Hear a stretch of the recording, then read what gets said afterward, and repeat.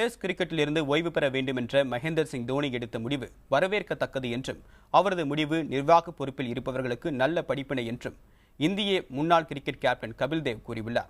கொல்கத்தாவில் ஏற்பாடு செய்யப்பட்டிருந்த நிகழ்ச்சி ஒன்றில் பேசிய அவர், ஒரு வீரர் 100 டெஸ்ட் போட்டியில் விளையாட வேண்டும் என்று கட்டாயம் இல்லை என்றும் அடுத்த தலைமுறை வளர்ந்து வருவதை உணர்ந்தாலே ஓய்வு பெற்றுவிட வேண்டும் என்றும் கூறினார்.